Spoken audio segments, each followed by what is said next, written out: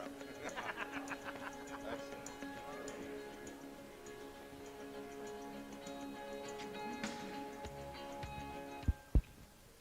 Well, thank you, everybody, for coming out tonight. I know, appreciate you coming out on such a nice night to meet the governor and chat and have a little round table. We'll be introducing him in a minute and doing a quick, he'll do a nice speech, and then we'll do some Q&A. For those that don't know, I'm Jim McGeckran, the chairman of the Derry GOP, and been around for a while. In fact, it was a little while ago I sat in this same spot, pretty much the same setup, with the governor and his wife, and as tradition would dictate in Derry, we didn't know what to do a few years ago when presidential candidates came in, and we did a little history work in Derry and discovered that Derry was the area of the first commercial potato farms in the United States of America, and other people do cute little things with the various candidates. And at that time, my vice chairman, Jody Nelson, said, hey, I think I can get some potatoes on the internet. And we got plastic ones because, you can't sign a real potato. Although the first time we did this, we actually signed a real potato and froze it. Didn't last long. So we got some plastic potatoes, and we made it a tradition to have candidates sign potatoes. And believe it or not, I have, from the last campaign, the Chris Christie and Mary Pat Christie potato that I still have. And I think both Chris and Mary Pat remember this, and we had some fun with this at the last campaign. So it's a pleasure to have the governor back and Mary Pat, and I know this is, presidential candidate time in New Hampshire, and this is kind of a major league sport for us in New Hampshire, where all the candidates come in, and the governor is well-versed in New Hampshire politics, which is great and gives him a leg up on everybody else, because he understands more than anybody, you got to come a half a dozen times to meet somebody just to get him to say, okay, I'll think about voting for you. And he knows the game, and he knows the retail politics side of the business. And I've had the opportunity as chairman to meet, pretty much all the presidential candidates for the last several cycles, and have been honored to go to some conventions. So I've been around a while doing this, and the governor's been at it a while too, from New Jersey. In the last run, he's done a great job in Jersey, for anybody that knows, and he really does know how to do this. And the other thing is, in politics, you have to have some great people behind you. And I can say, without a doubt, having met many of the people and their significant others, that Chris has a great secret weapon. And his secret weapon is Mary Pat. And I'd just like to give her a round of applause right now. Like I say, I've met them all. And Mary Pat would make an outstanding first lady and would be a great representative. And I think, Chris is going to do great by having her out in the campaign and having her do her thing. And she will definitely be a major help to the campaign. Having said that, obviously Chris has been the governor of New Jersey, did a great job down there, had some time in the Trump administration, so he knows the inner workings of that, knows the inner workings of Washington.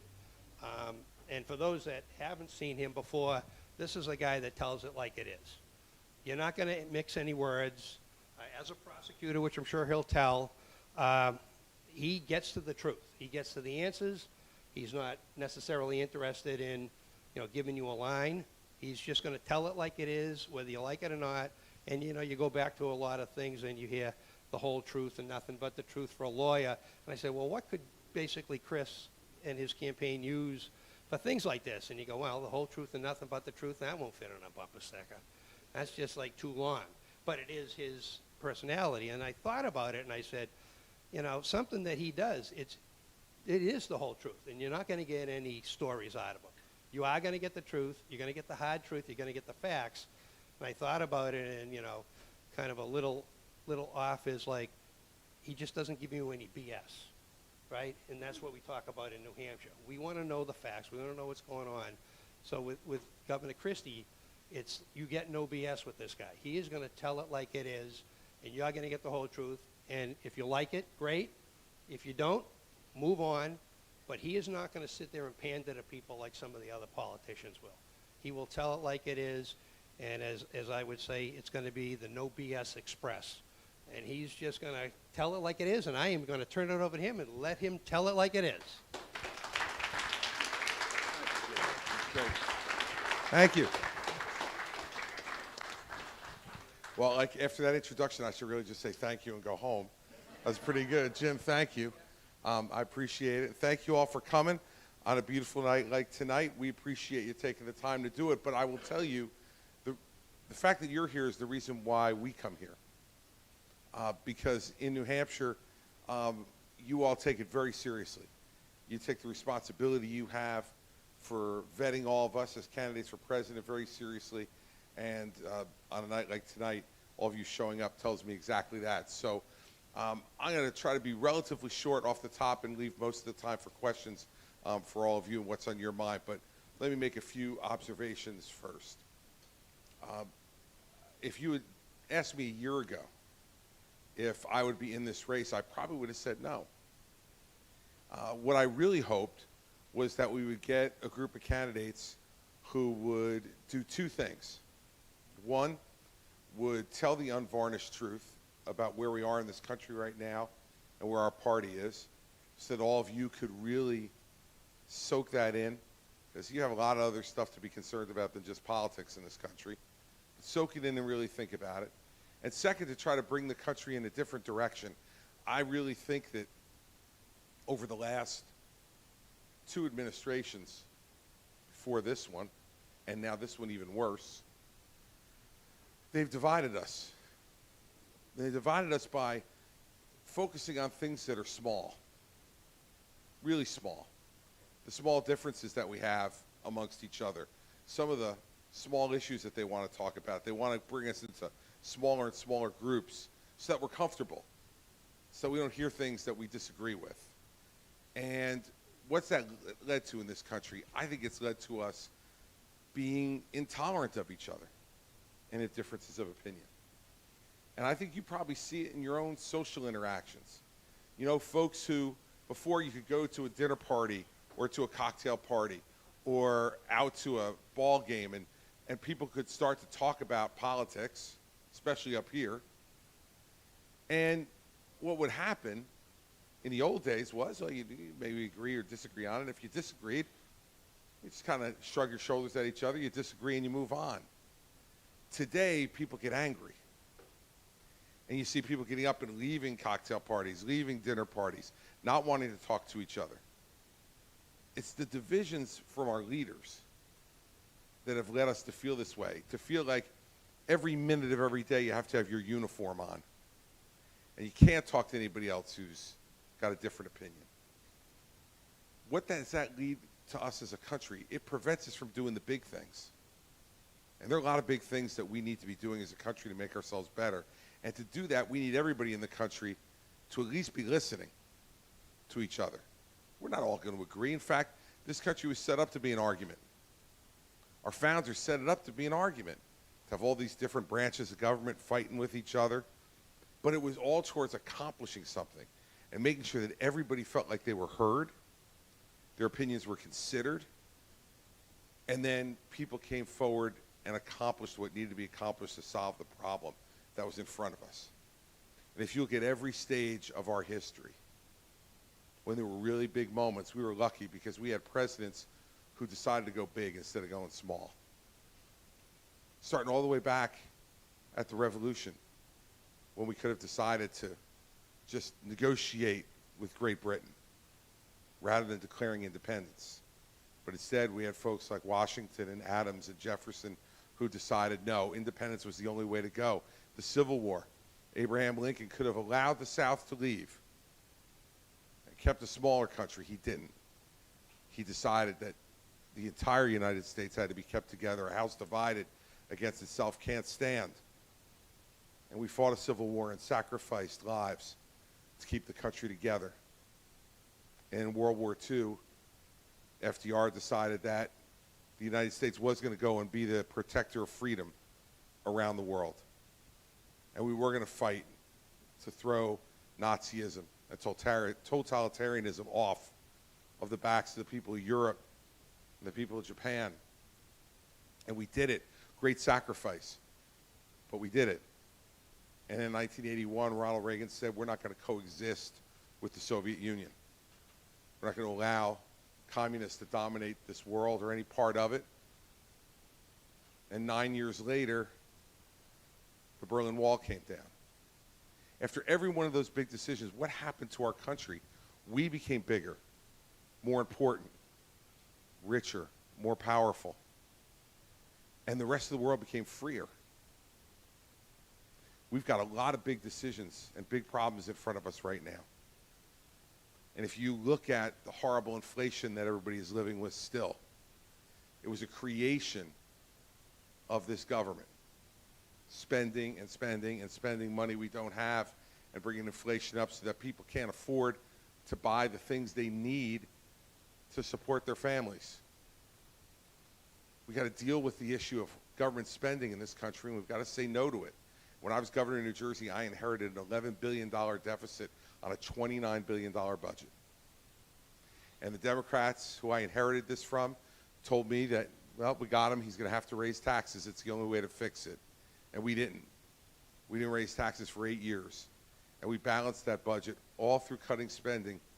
832 individual programs were cut in my first year to bring this budget under control. And we can do the same thing in the federal government. It'll be bigger and it'll be harder, but we need to do it because we're no longer spending our money or even our children's money.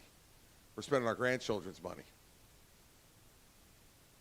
Same thing with Social Security. In 11 years, if we do nothing, there will be a 24% cut in the benefits of Social Security that people get. How many people in this room, raise your hand if you collect Social Security? All right, think about what a 24% cut would mean to your standard of living.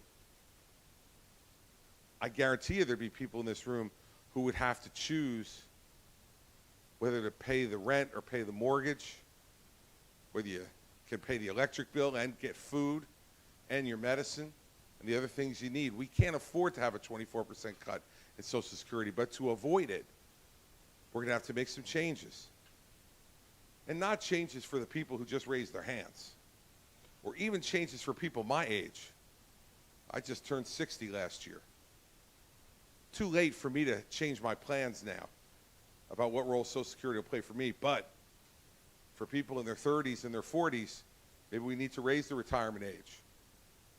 And how about for people who have done really well, even though they've paid into Social Security for their entire life, maybe they don't need it.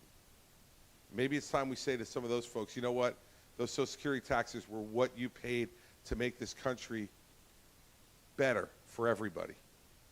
I don't think that Warren Buffett needs to collect Social Security. I don't think Mark Zuckerberg is going to need Social Security when he gets to be in his 60s. Doesn't seem to me that a lot of those folks need it, but right now they get it. We got to have those conversations. And lastly, what's America's role in the world going to be?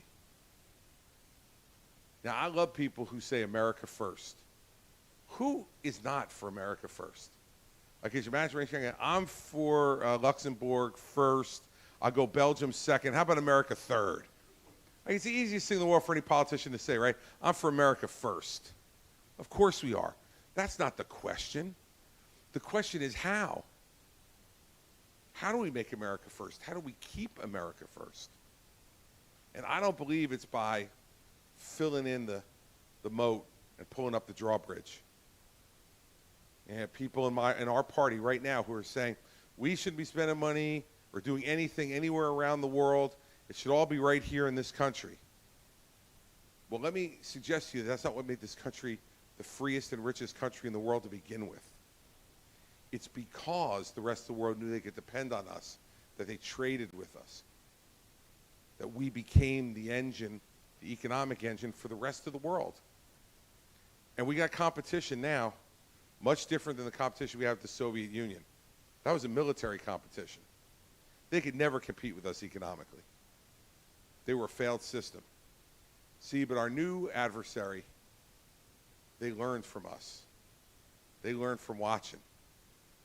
And China has developed an economy which is creeping right up on us now. And they learned from us because they stole from us. And they continue to steal from us. steal our ideas, steal our intellectual property, and then use it for their own to make their own profit. And we've let them do it. That competition is going on right now, and it's not just going on between us and China. It's the rest of the world. And who are they going to side with? Once again, the rest of the world's got to pick who their dance partner is going to be. And if we're staying here and we're not going to pay attention to the rest of the world, let me guarantee you who their dance partner is going to be. It's going to be China. And I don't know how you feel about that, but I'll tell you the way I feel about it. That I don't want the Chinese Communist Party dominating the world. I don't think that's going to make us safer. I don't think it's going to make us better off economically, and I don't think it's going to make us freer. Because they don't care about freedom. This is a country where people can't say what they want to say. They're not even allowed to think what they want to think. This is a country where they tell you how many children you can have. This is a country that, when COVID came, everybody, no matter where you lived, what you did, had to listen to whatever they told you to do and get locked down. It was almost like living in New Jersey, I have to tell you. It was tough. And that's the kind of world that they want, a world where they can control the people in it. And Ukraine, by the way, is the first of those battles. The Chinese are paying for the Russian war. They're paying for it by buying Russian oil. And they buy more Russian oil than anybody else in the world, and they are paying for the weapons that the Russians are using to kill Ukrainians right now and to take their land. You know, one of the other candidates in this race, Governor DeSantis, says he doesn't want to get in a proxy war with China. I think we need to send a telegram to Tallahassee. Let them know it's already started. The proxy war has already begun. And if we don't pay attention to it, we can't possibly win it. See, I'm for making America first by winning, by going out there and winning these battles. And they're going to be tough, but they always have been. At all those big moments I just talked about, think about it. America sacrificed. I want to be president because I want to do those big things, not the small stuff. The small stuff is what divides us. The small stuff is typically what gets argued about around bar stools and at ball games. And it's the stuff that animates our public life, right? But let me ask you a question. Something we've all watched lately. Two big American businesses, Anheuser-Busch and Target. Now, Anheuser-Busch went and did that series of Bud Light ads that it appears the majority of America didn't really care for. And how is America telling Anheuser-Busch they don't care for that? They're telling them by not buying Bud Light. And you see, if you go into a liquor store now, you can get as much Bud Light as you want. It's all on the shelves there and marked down at a discount price. And Target did some stuff that parents were very uneasy about. So what's happened to Target? Sales have gone way down. Let me suggest something to all of you. The government had nothing to do with that. Yet you have people in this race making it the centerpiece of what government should be doing. Why should government be involved in any of that? We can fix it. We, the people, fix it ourselves by deciding what we're going to support and what we won't support, what we'll pay for and what we won't pay for. And we send a very clear message. See, I don't want the government doing it because I don't think that's what conservatism is all about. We don't want the government involved in all that stuff.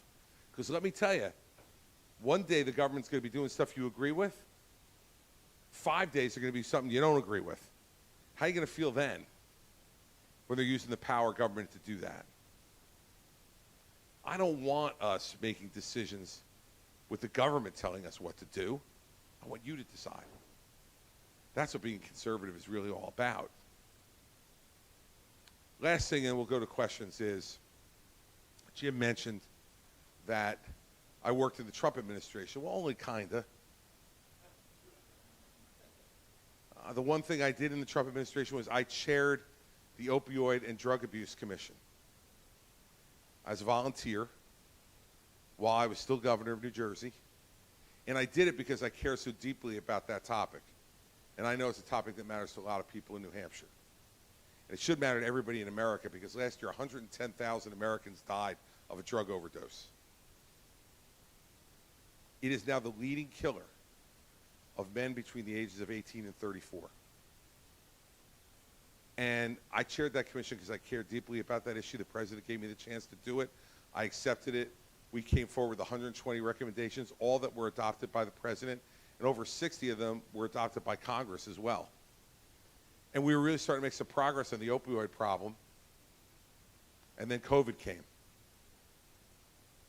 And not only did it stop us from doing the things we needed to do on the opioid crisis, but it made the opioid crisis worse because people were shut in, they lost their jobs, separated from their families, their friends, and drugs became an even bigger part of their lives. And so now we're going to see even more deaths, unfortunately.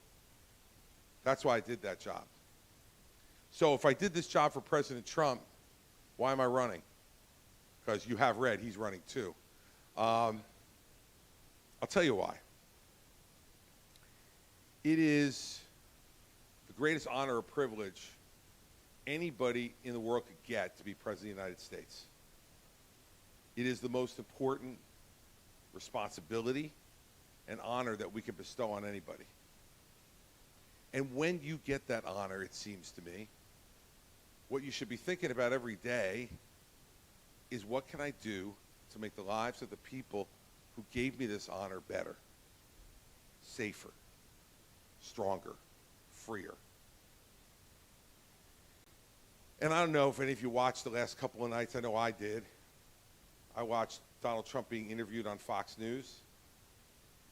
And as I sat there listening to it, this is a guy who, by the way, remember, when I lost him up here in New Hampshire 8 years ago, I was the first person to endorse him. I chaired his transition. I played, this is going to frighten you, but I played Hillary Clinton in debate prep for him in 2016. You won't be able to sleep after that tonight. And then I came back and I took some sedatives and I played Joe Biden in debate prep for him in 2020. My point to all of you is, I'm a Republican. I ran against him. He was our nominee, and I was going to work hard for him because I didn't want Hillary Clinton to be president of the United States, and I didn't want Joe Biden to be president of the United States. So I worked hard for Donald Trump. So I'm not one of these folks who comes up here who someone could call a never Trumper. I wasn't. But on election night 2020, when he stood behind the seal of the president in the East Room of the White House and told all of us the election was stolen, that's when I got off. Because I knew he had no way of knowing whether it was stolen or not that night. He was telling us that anyway. And now it's 2.5 years later, we still have no evidence that the election was stolen.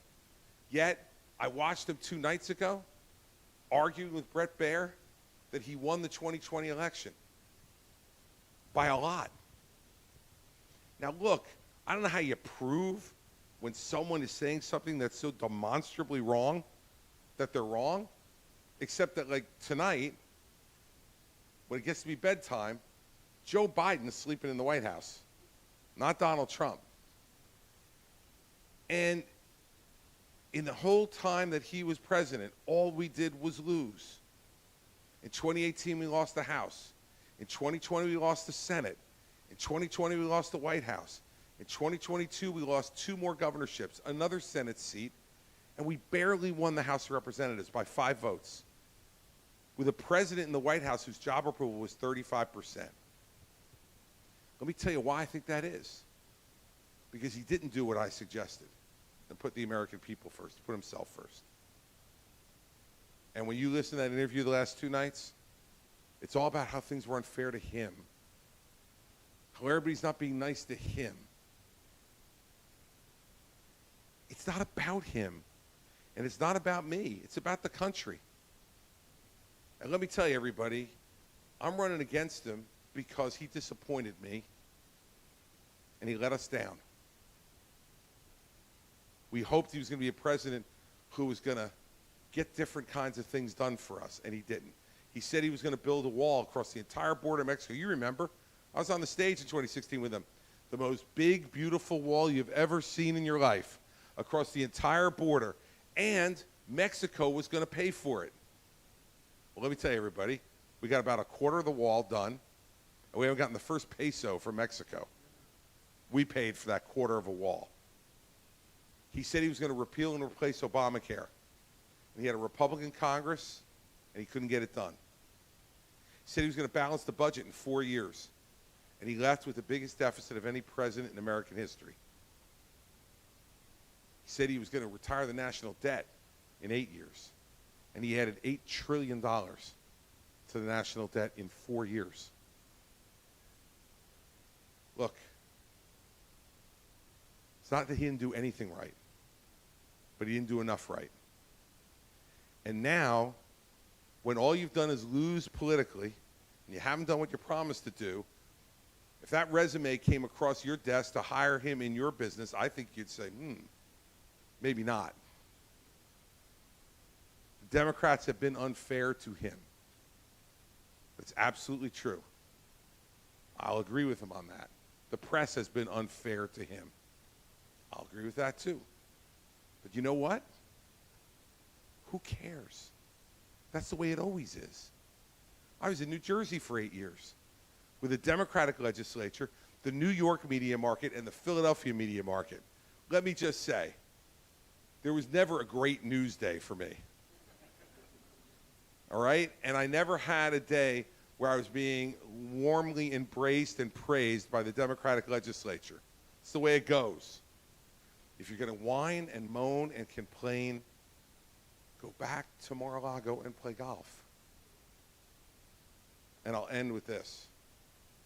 The most disturbing thing I heard the last 2 nights was when they asked him, when Bret Baier said to him, when you got subpoenaed to give those documents back, why didn't you just give them back? And I'm sure everybody in this room has thought that over the last few weeks. Like, why didn't he just give them back? Did you hear his answer? His answer was, I was too busy to go through all the boxes. Too busy to comply with a grand jury subpoena. Too busy. And what he said was, you know, I had a lot of stuff in those boxes, like golf shirts and golf hats and pants. Like, I shouldn't just give them away. I just want you to think about that. Oh, by the way, in there also was a battle plan to attack Iran, nuclear secrets for our allies, and intelligence documents that would put at risk the national security of our country and were gathered by men and women who put their lives on the line to get that information with his golf shirts and his golf hats and his pants. I don't know what he's been doing for the last 2.5 years.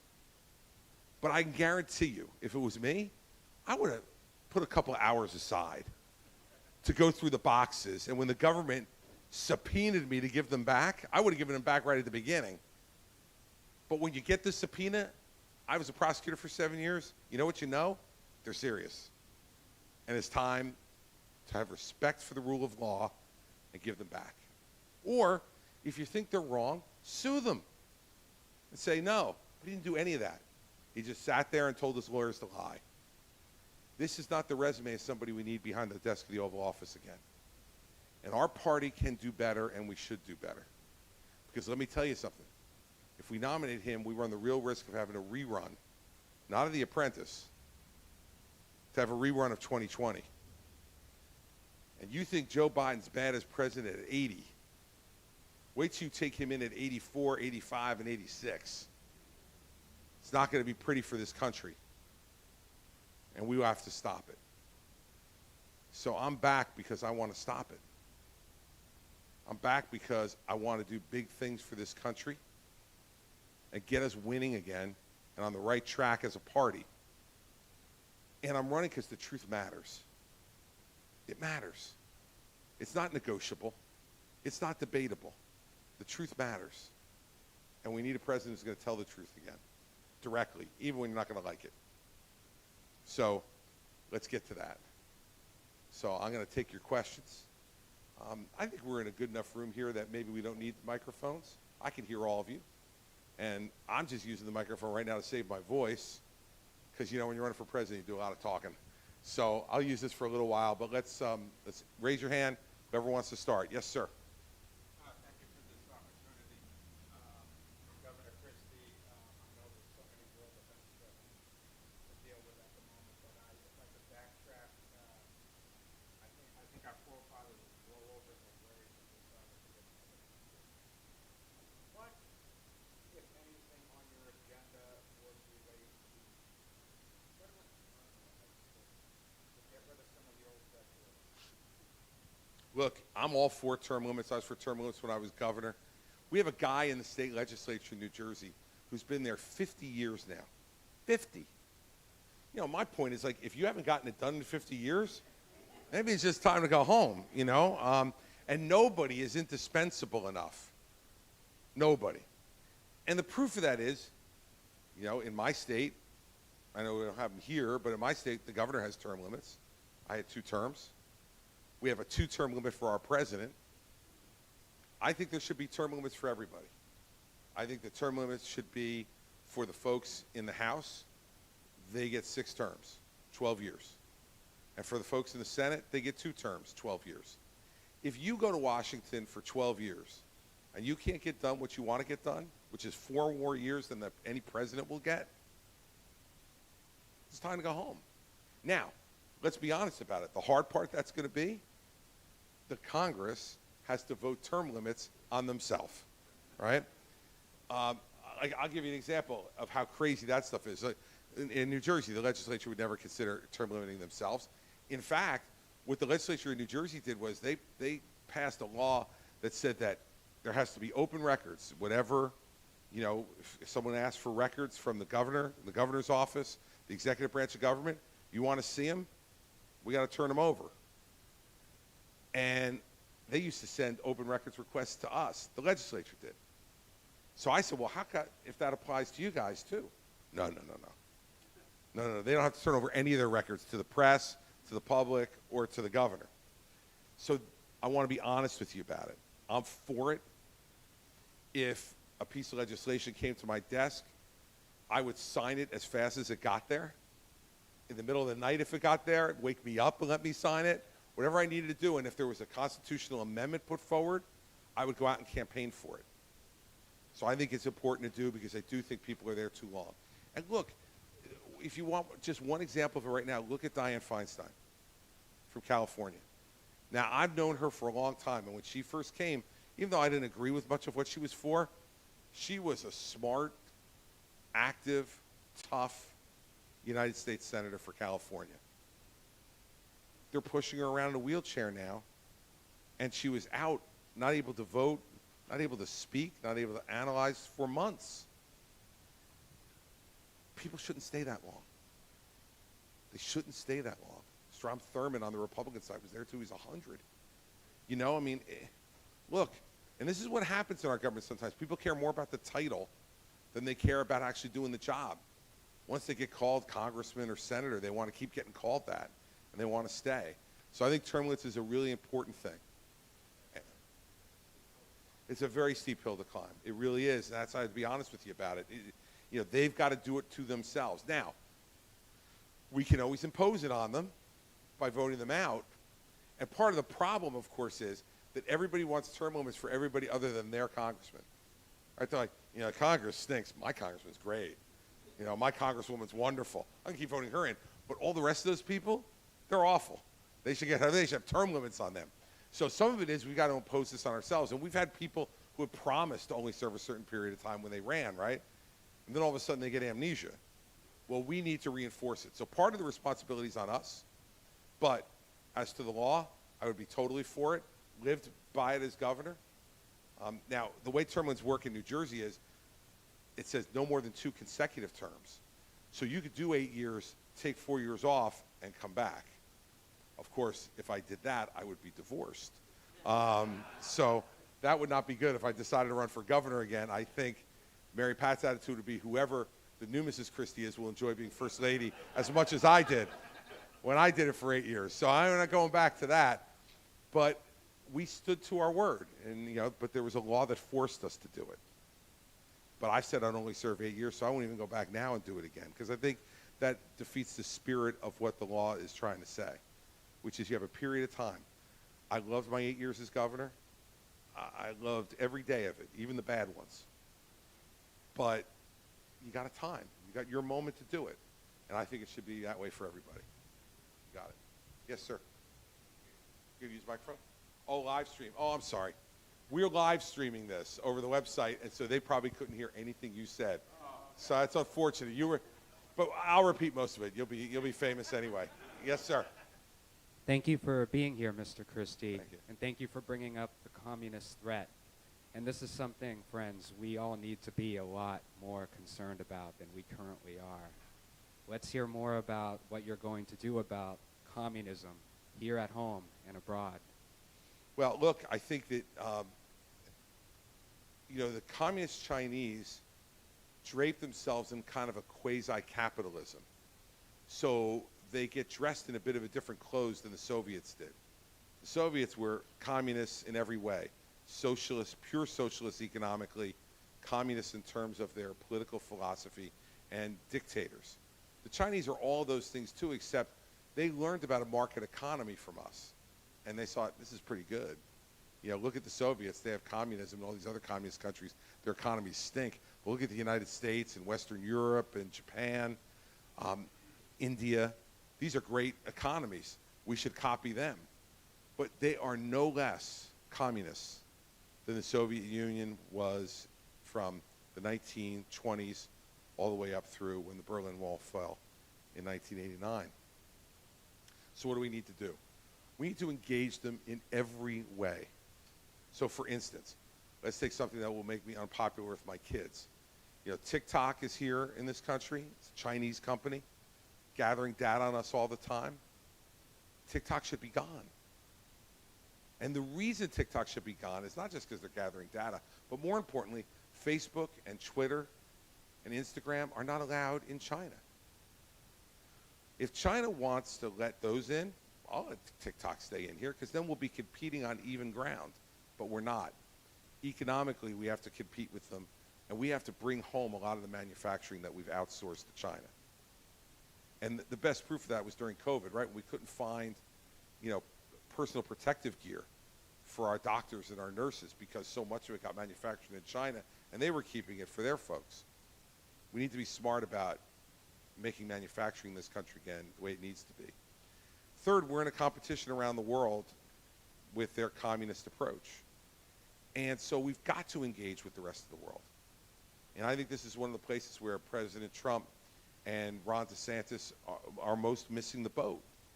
They keep saying, no, we're not going to get involved in that stuff. Well, the Chinese are. So if what we want to do is just cede the world to the communists, let's just pull back and put a fort around America and hope that they can't scale our walls. But we know, especially folks my age, remember vividly 9/11. And we know that no matter how great the two oceans are that protect our country, no matter how friendly Mexico and Canada are on either border, our enemies in today's world can come and get us. And we need to make sure that we're not just strong militarily, but that we're dealing with and creating allies and friendships around the world that help to protect us as well and protect freedom. I think lastly, we watch how they spy on us. We saw those spy balloons, which are just really the tip of the iceberg on what is going on with the Chinese Communist Party all the time, stealing our data, stealing our information, stealing our secrets.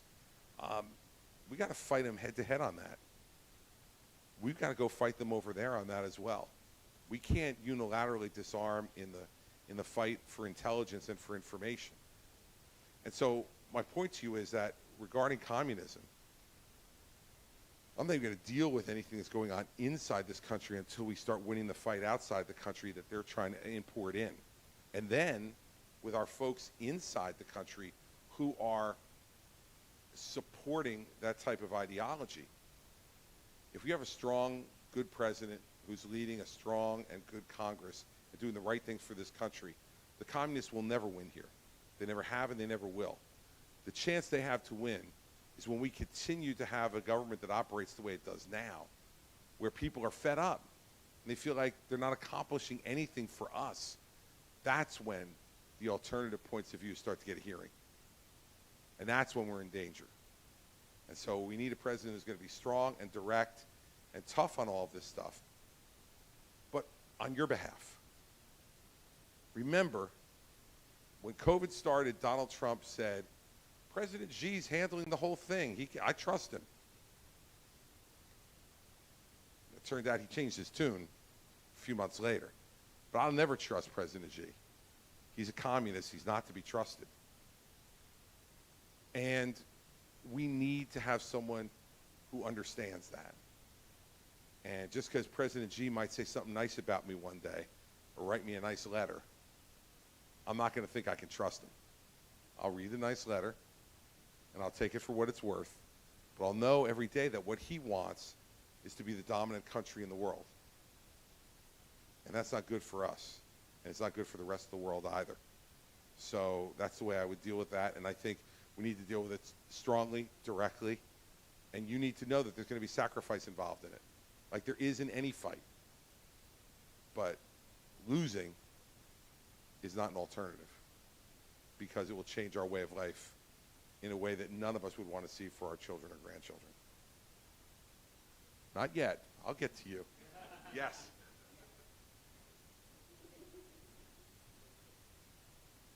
Hi, Governor Christie. It's wonderful to meet you. My name is Jana Lee Moquin. I'm from York, Maine, and I'm a Democrat, and you intrigue me. How about that? I'm intriguing. It's good. You like that? Okay. You know the last person who said that to me? You remember. Is it a good story? It was Oprah Winfrey. Oh, hey, I'll take that. Oprah Winfrey said, "You're the most intriguing politician in America." I don't know quite how to take that, but I'm taking it as a positive from you for sure. All right. My question is kind of broad-ranging. I'd just like to hear your views on foster care in the United States and what you would be interested in doing to make it better. Thank you. It was a really interesting question and personal for me in a way that you probably don't know. My youngest sister is adopted, and she was in foster care for 2.5 years before we adopted her. And so I kind of have a personal experience and relationship with foster care that luckily for my youngest sister was a good one. She had a wonderful foster mother who really took care of her from the time she was about 3 months old until we adopted her at 2.5. And she came to us with a great sense of who she was. And I've always thought about this woman who was an older African-American woman who lived in one of the tougher cities in our state. And she took in young children and cared for them in her older age because she really loved kids and she wanted to be a positive influence on them. That's the foster care system at its best. Now we know also that there are lots of examples in this country of the foster care system at its worst, where kids are being abused, where people are in it just for profit, and they don't treat the children in a way that gives them a sense of self-worth and self-confidence. And I think this is an even bigger issue as we all think about the issue of abortion in this country and how it's changing. And we need to be pro-life for the whole life, not just for the 9 months in the womb. It's easier then because the challenges aren't nearly as great usually. But when kids are born, as anybody who's parents in this room could tell you, that's when it gets interesting. That's when it gets challenging. That's when it can be difficult. And we need to make sure that these children that are brought into the world are cared for in a way that's responsible. So I think we need to do much more in terms of the funding that we do on foster care if we're going to evolve into a more pro-life country, which it looks like from the way things are changing around the country. You're going to have more children born and fewer abortions. If that's the case, we've got to be ready to deal with the challenges for those young mothers, for the ones who keep their children, and for those who put them up for adoption or give them up to the state because they either don't want to or can't handle the responsibility. We have to make sure that we have a strong enough safety net underneath that to support foster parents in a way, not only monetarily, but in terms of the way we train them and educate them. It can't just be that we turn these kids over and the foster parents have no training and no experience in doing what they're doing. And I think that as we go further into this issue, it's not just foster care, but it's adoption too. And how do we make adoption easier? How do we make sure that those adopted children have all the information they need? Because so many of today's diseases are genetically based. And I know with my own sister, she wound up marrying someone who was adopted. And so now her children, in the way the law was when I first became governor of New Jersey, had no ability to get their information to find out what is their genetic makeup, what should they be looking out for, what should they be concerned about. And we changed a bunch of those laws in New Jersey for people to have access to those records to be able to find out what they're all about. If we want to evolve into a society that considers, as I do, every life an individual gift from God, and that every life is precious, well, then we have to be practical about that too and understand how are we going to help to make those lives feel that way about themselves. Because when the foster care system or any parenting system breaks down, what you find is those children wind up being so troubled because they have no sense of what it's like to be loved and what it means to have self-worth. And so everything we do in that regard, I think, should be moved towards establishing a system which makes any child who enters it leave it feeling a sense of that they matter. And we're lucky, that we were able to find my sister and be able to adopt her. And I'm not going to say how old she is now because I would get in a lot of trouble. This is being live streamed. But she's significantly younger than me. And we all in our family feel like she was an enormous gift to us. It was not something that we did for her. It's something she did for us. And hopefully we can get that culture moving all the way through the country by saying that we believe no matter how that life came into the world, that it's precious, and that we need to have a system that makes those kids feel like they matter and they have value, because they do. And that's the way I would try to approach it. And I think a president can affect that by funding, but a president can also affect that by the way you talk about it. And leadership is about, at times, persuasion and making people think about something a little bit differently than they've ever thought about it before. And we've seen this country move in a lot of different directions over time. We were in a country that went to war over race in the 1860s, and all the way through to the 1960s, still having great battles over it, and we still have conflict about it today. But we've seen leaders like Lincoln, like Frederick Douglass, like Dr. Martin Luther King, who, just through the power of their words, were able to change minds and change hearts. And I believe we can do it on this issue, too.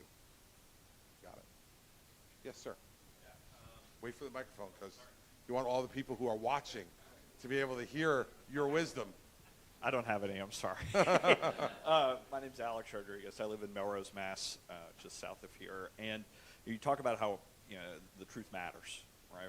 And when you look at the previous administration, they use terms like alternative facts, and they use we had the former president at the Republican National Convention say, "I alone can fix it." And as a former prosecutor, certainly you could see the alarm bells should have been going off for everybody. And I used to work in the United States Senate for a Republican senator, and have never voted for a Republican since 2016. And I'm just kind of curious, and I'm very intrigued, I think was the word you used? Yeah, very, very intrigued by your candidacy as well. But, because I believe someone needs to prosecute the political case against the former president. And I'm just wondering, how did you get to the point where you are now? And I know you said it was after the last election, but you know, I guess, how do you plan on prosecuting that case, and how do you plan on winning it, even if you don't actually win the primary? Well, first off, my intention is to win. Yeah, no. So let's start with that.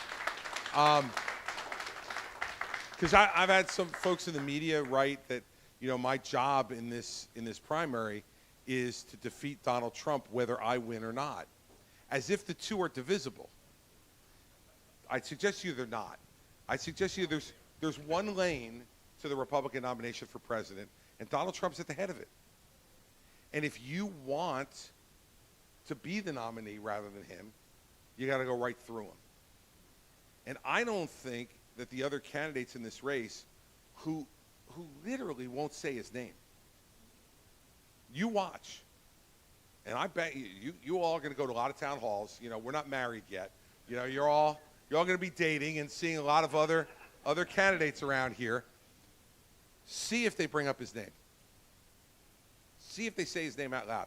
I watched the roast and ride event that Joni Ernst had in Iowa, and they each got up to speak for 8 to 10 minutes.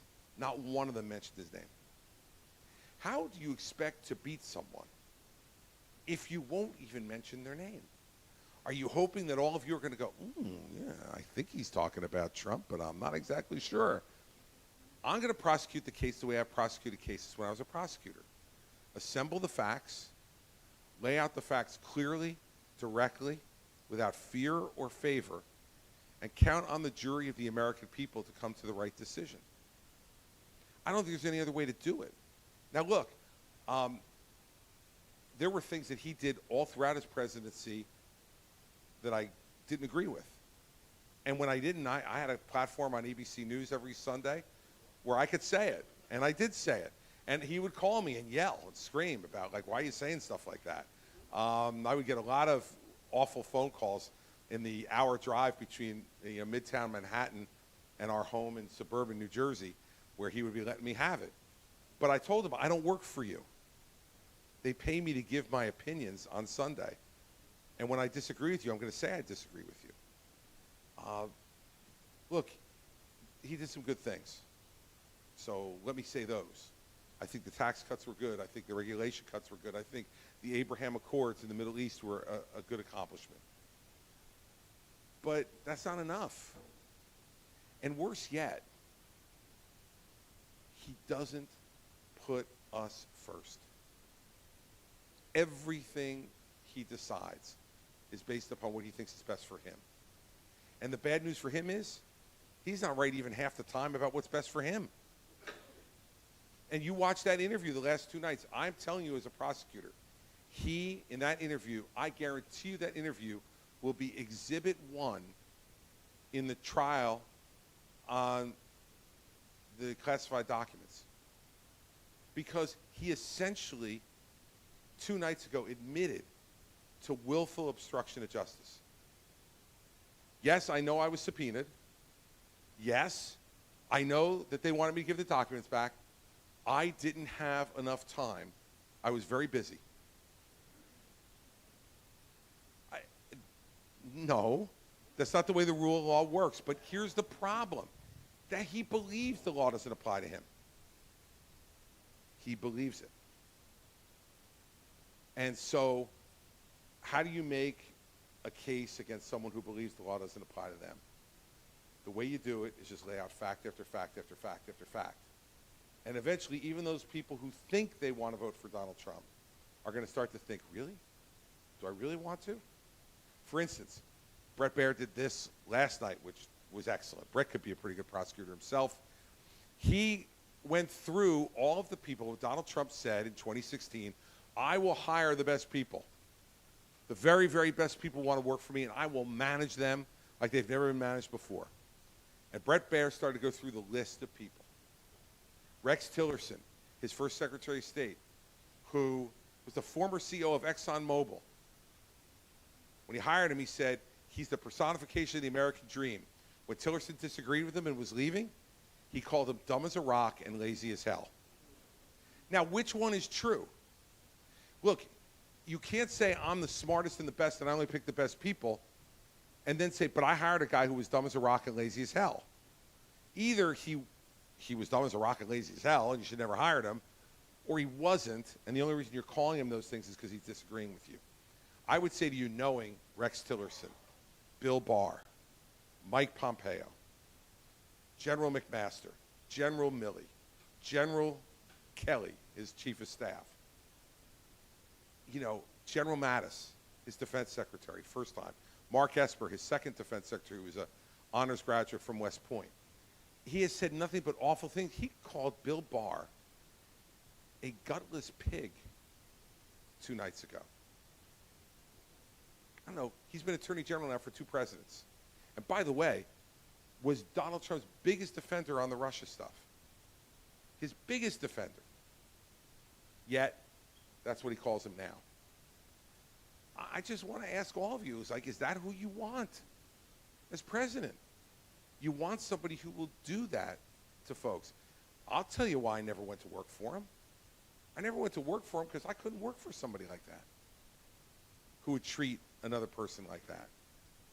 When General Kelly became chief of staff, he called me and he said to me, look, everybody tells me you know Trump better than anybody. Can you come down and have lunch with me and give me some advice on how to work for him? I said, General, I'll come down and have lunch with you anytime, but I can give you the advice in 45 seconds. He said, well, I'm a general. I love efficiency. I said, well, good. Here it comes. I said, today you are trading at 100 cents on the dollar, and you will trade to zero. It is inevitable. You will trade to zero. He will say you are worthless, and he will fire you. The only question is how long it will take. And he was dead silent on the other end of the phone. And of course, 18 months later, he said that General Kelly was born with a small brain and couldn't be chief of staff. And that's why he fired him. Born with a small brain. A 4-star general who was and is a Gold Star father, who raised a son who joined the Marine Corps and was killed in Afghanistan. I thought that's the kind of American we honor, not the kind we call someone with a small brain. But we should have known this in 2016, and I brought this up then when he said John McCain wasn't a hero because he was captured. Right? We let it go because it was an entertaining TV show. And his opponent was Hillary Clinton, the luckiest man in American political history to actually run against Hillary Rodham Clinton, who was, and this is not my opinion, this is objective, she was the least popular major presidential candidate on Election Day in the history of polling. Here's her problem. She ran against Donald Trump, who was the second most unpopular major political candidate in the history of polling on Election Day 2016. So he ran against the only person he could have beaten. And she ran against the only person she could have come close to. Look, the case will be made, and I will make it. I started off by talking about what I want to do, and I'm going to spend most of my time talking about what I want to do. But you want to beat the incumbent, and that's what he is. He's an incumbent in our party. He's had the nomination the last 2 times. Then you have to beat the incumbent. And Ron DeSantis, Nikki Haley, Tim Scott, Asa Hutchinson, the rest of them, Vivek, all the rest. Vivek, who's now out there saying he wants to pardon him on the first day. I mean, before any evidence is presented, before any trial happens, before we know whether he needs a pardon or not. Because in our system, I want to remind Vivek, he's presumed innocent. And the government has to prove him guilty. He doesn't need a pardon right now. He needs a good lawyer is what he needs, but doesn't need a pardon. They can't win if they're not going to make the case against them. And I've been watching now for months, and they're not making it. I've been in this race for 2 weeks. 2 weeks. And I went from 0 in New Hampshire to 9%, 4 points behind Ron DeSantis in 3rd place, him in 2nd. And I've only started 2 weeks. I'll be here a lot, and I'll be making that case. And I don't know whether it means I win or I lose. I don't know. But guess what? No one else does either. Because you know what Donald Trump's numbers were on June 21st of 2015? 4%. 4%. So anybody who tells me they know what's going to happen here, no way. Yes, sir. Governor Christie, thank you. Thank you for your candidacy. Want to know what, in your opinion, happened to the Republican Party. We know that Trump lied about the election, but why did so many of our fellow citizens believe that? And why do so many today believe it? Like, what happened to the party and what happened to our fellow citizens that they would buy into that? Well, look, I think the first thing is that people want to believe the President of the United States when he says something. So let's go back to election night when he said it the first time. I think, and that's why I emphasized that he stood behind the seal of the President in the East Room of the White House.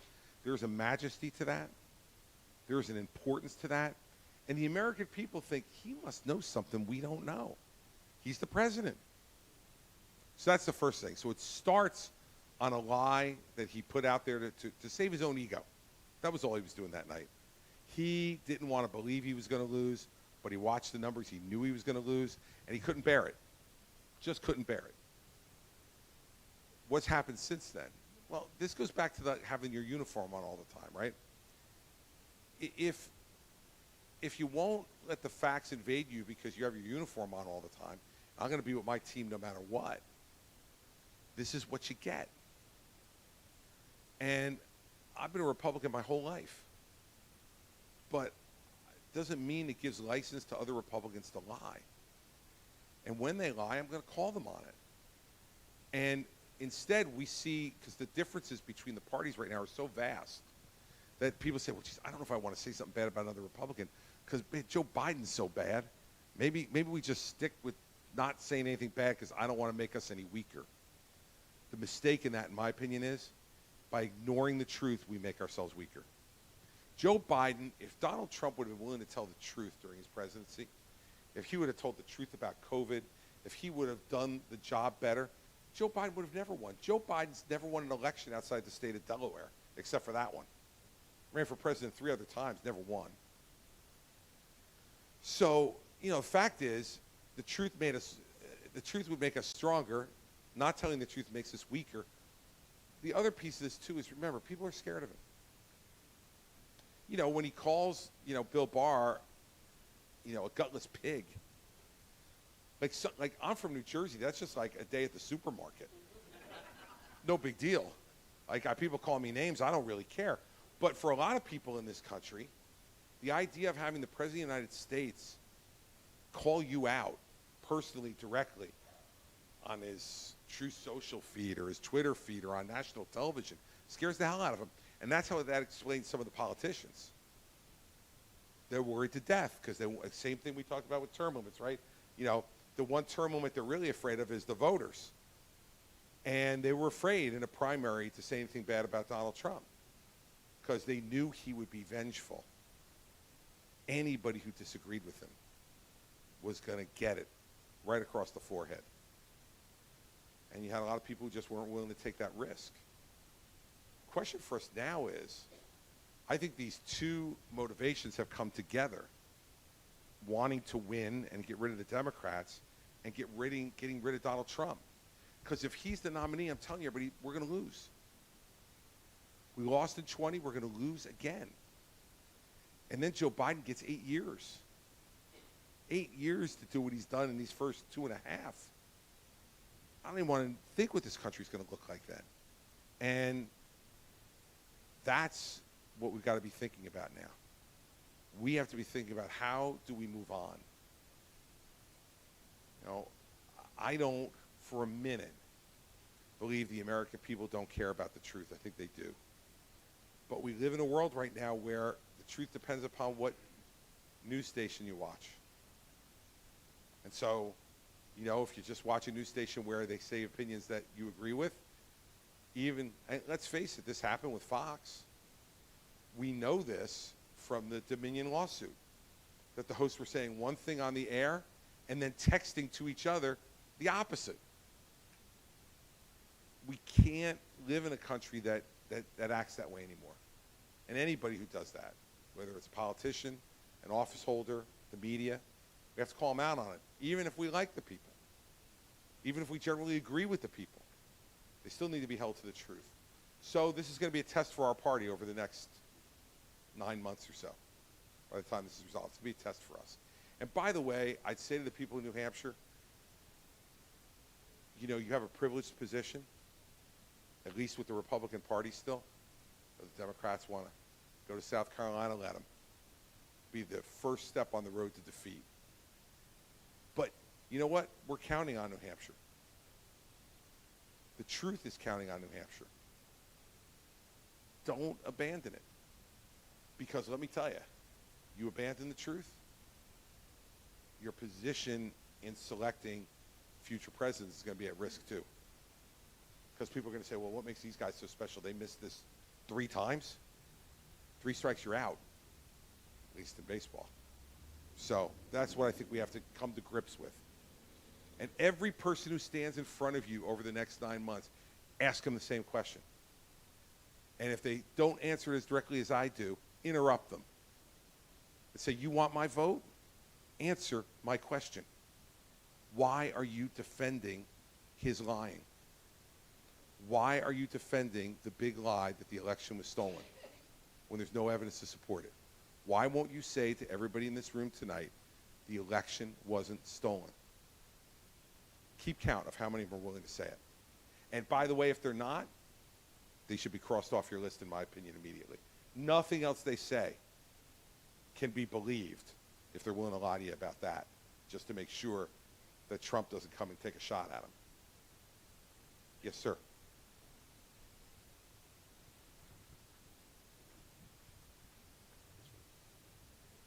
Thank you for coming, Governor.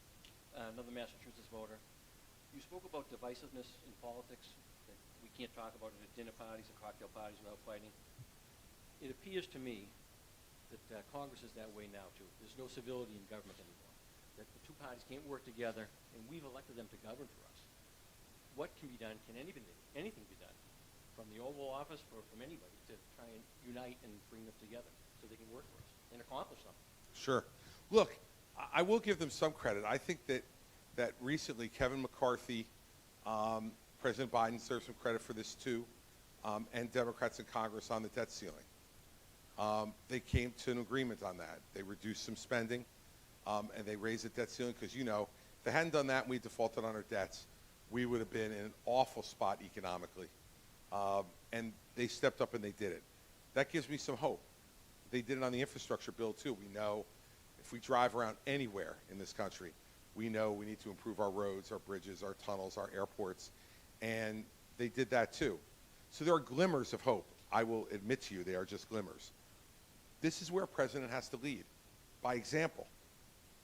Right? So I'll tell you what I did in New Jersey when I got elected. So I got elected, and I had a 24-16 or 25-15 minority in the Senate, and I had a 48-32 minority in the lower house. So it wasn't like 1 vote or 2. I was going to be able to swing it around. So what I did during the transition was the new Senate president lived about 2 hours away from where I live. So I got in the car one day and I said to the troopers, just before I was sworn in, I said, take me down to Senator Sweeney's office. He said, it's not on the schedule. I said, yeah, I know it's not on the schedule. Just let's go. So I showed up at his office unannounced. And I walked up to the desk and his secretary said, Governor-elect, the Senate president wasn't expecting you. And I said, yeah, I was just in the neighborhood. I decided to stop by. So she said, well, he's here. Let me go get him. So he's embarrassed because he came out. He had just come from working out. He didn't expect it. He had no appointments that day. So he was in sweatpants and a T-shirt and sneakers. He's like, Governor-elect, I didn't know you were coming. I said, I was in the neighborhood. I decided to stop by. And he goes, your neighborhood's 2 hours from here. You weren't in the neighborhood. I said, come in the conference room. Let's talk. And I sat down with him. And after we got done catching each other up on our families, an important part of developing these relationships, because you become a human being and not just a political figure.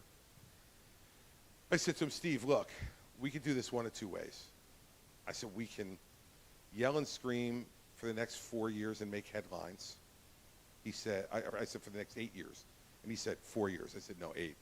I said, or we can decide we want to put touchdowns in the end zone. I said, you tell me what you want to do. I can do it either way.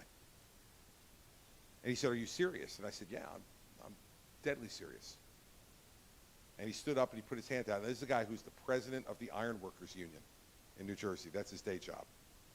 He stood up, put his hand out, and he said to me, you want to put touchdowns in the end zone? Let's do it. We shook hands, and we kept our word to each other for the next 8 years. And we did things like pension reform with the opposition of the public employee unions that saved $120 billion. We did health benefit reform. We expanded charter schools, the most charter schools that were ever established in state history. We passed a repeal of the estate tax. We passed funding of our infrastructure program, the Transportation Trust Fund, new funding that had not been put in place for 25 years. We did all those things together. Every one of them was bipartisan.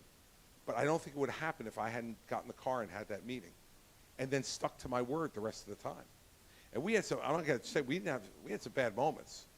We had a budget one time that we disagreed on that we ultimately came to a resolution on, but he wasn't happy. And I remember going down to the end of my driveway to get the newspaper on a Sunday morning, and the headline in the state's largest newspaper was Sweeney, Christie, and this was printed in the paper, so I hate to use this language, I'm going to.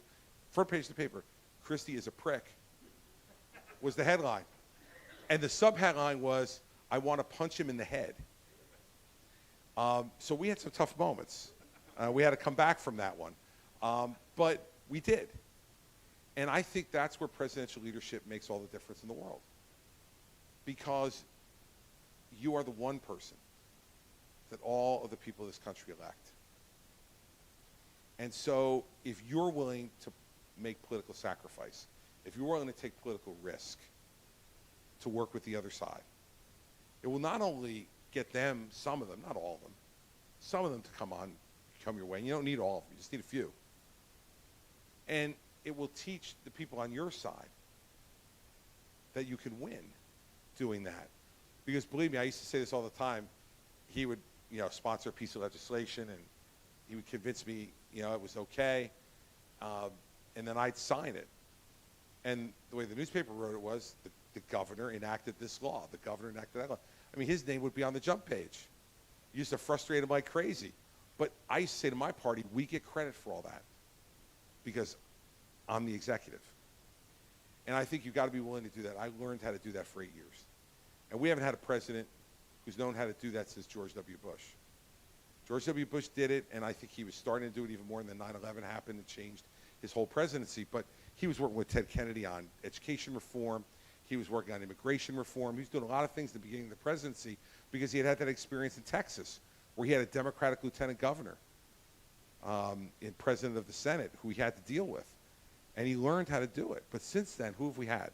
Barack Obama, who spent a couple of years in the state legislature in Illinois and a couple of years in the United States Senate, never had to worry about negotiating with anybody. Donald Trump, no, not interested in negotiating with anybody. And now Joe Biden, who I think has flashes of it, but quite frankly just isn't up to the job anymore. He's incapable of doing it. You need a certain amount of energy and patience to do this too. Mary Pat will tell you, I used to get those calls from Steve Sweeney at 11:30 at night. He was coming home from some party somewhere. And those were not often pleasant conversations. But you got to do it to develop those relationships. In the end, that's what it is. Look, we got big problems, but this country passed, the Civil Rights Act with Republican support and Democratic support in 1964. Ronald Reagan reformed Social Security the last time it was reformed in the 80s with Republicans and Democrats. It can be done, but it takes a lot of work, and it takes the president to lead and someone who knows how to do it. I think that's the way you do it. All right, now, I'll go back to you. This guy is a frequent flyer at our meetings here in New Hampshire, so we're going to come back to you now, my young man. Let's go. Get the microphone now. You know the drill right there. All right. Thank you, Governor. My name's Quinn. I 15 know. years old. I'm sure you do. So currently your message is to attack Trump and repeat. And in my opinion, you have already drawn in the small group of Republican voters who hate Trump as much as you do. However, this message is not going to play into the larger electorate of Republican voters who are on the Trump hate wagon. We don't want them to stand back and stand by. We want them to step down and rejoin democracy. What are you going to offer them that will help them step down? And thank you. And a side note, thank you for always taking questions. 50% of these events I go to when I prepare the question, hour-long speech, no questions. It sucks. Yeah. Thank you. Well, Quinn,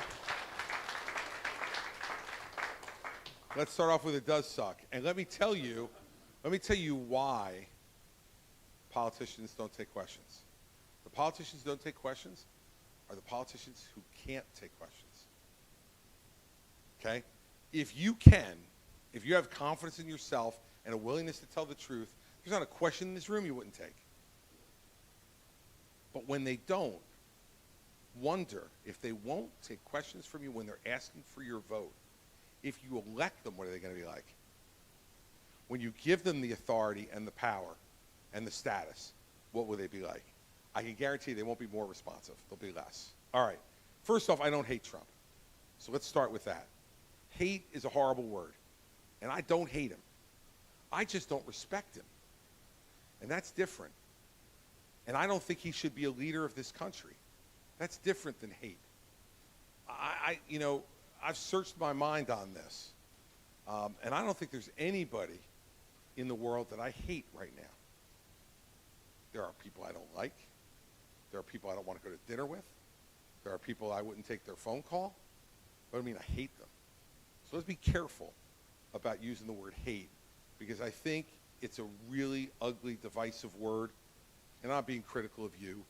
I'm just saying that I think for a leader to use that kind of word, boy, you better have a really good explanation for why you hate somebody. And I don't hate Donald Trump. In fact, there are things about Donald Trump I really like. And by the way, up until December of 2020, which was the last time we spoke, we had been friends for 19 years. Went out to dinner with him frequently. Not only just me and him, but me and Mary Pat with he and Melania. Mary Pat and I were at he and Melania's wedding. Right, so I don't hate this guy. But he disappointed us. He let us down.